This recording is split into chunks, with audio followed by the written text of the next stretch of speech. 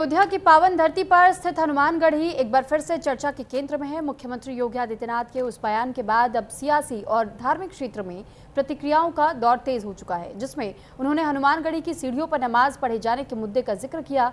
हालांकि सीएम योगी के बयान को साधु संतों का भरपूर समर्थन मिल रहा है। सीएम योगी आदित्यनाथ ने क्या कहा था, पहले आपको वो सुनवाएंगे और फिर साधु संतों ने इस पर क्या प्रतिक्रिया दी है वो भी सुनवाएंगे।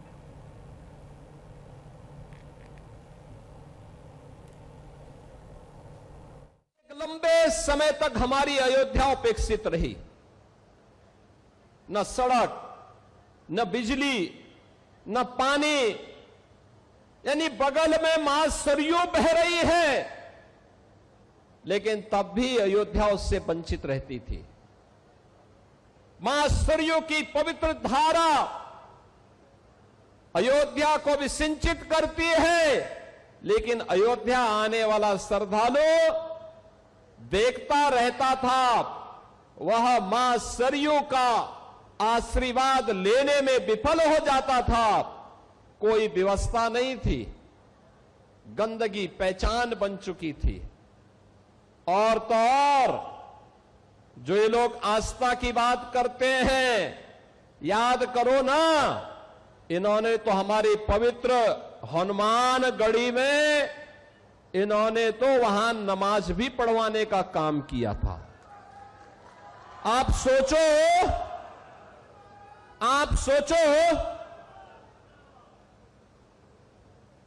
कल्पना करिए, क्या कोई जामा मस्जिद में कभी हनुमान चालीसा का पाठ कर पाएगा? क्या सरकारें करवा पाएंगी? क्या समाजवादी पार्टी और कांग्रेस करवा पाएगी?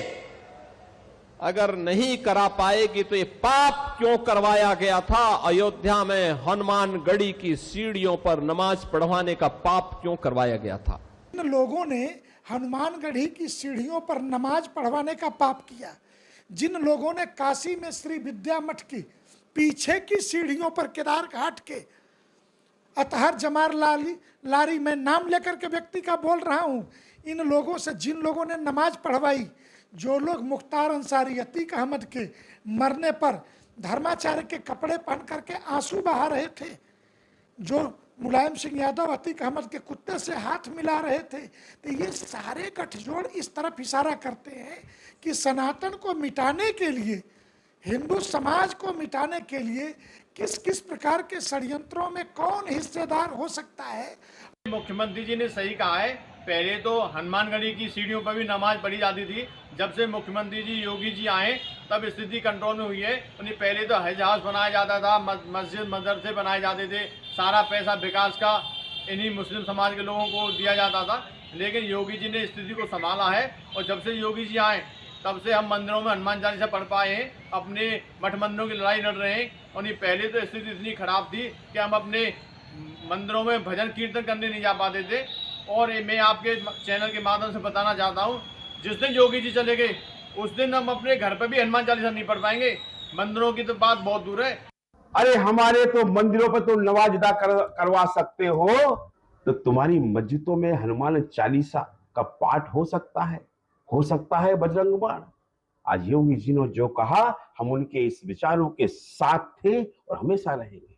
लेकिन साथ साथ मैं जानना चाहता हूं भारत के सनातनियों, आज पूरा का पूरा विपक्ष एकजुट होकर राम भक्तों के खिलाफ लगा हुआ है। किस प्रकार से उस दिन को हम कैसे भूल सकते हैं, जब आज बोलने वाला एक व्यक्ति जिसके पिता ने ऐसा घोर पाप किया था कि राम भक्तों पर, नेकते राम भक्तों पर, जो प्रभु श्री राम का जयकारा लगाते हुए आगे बढ़ रहे थे, उन पर गोलियां चलवाई थी। उन राम भक्तों में से मैं भी था। मेरी जांग में भी गोली लगी थी, लेकिन मुझे इस जांग में लगी गोली का दुख नहीं है, लेकिन उस बात का दुख अवश्य है कि कितने साथ। उन्हें हनुमानगढ़ी में तो ऐसा नहीं सुना है, और हनुमानगढ़ी के बाहर उन्होंने नमाज पढ़ी थी ऐसा सुना गया था उस समय।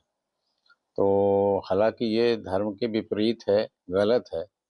किया है तो कोई भी शासन या सरकार किसी के धर्म क्षेत्र में किसी भी तरह से अगर उसकी भावनाओं को ठेस पहुंचाने का काम करता है तो ये गलत है।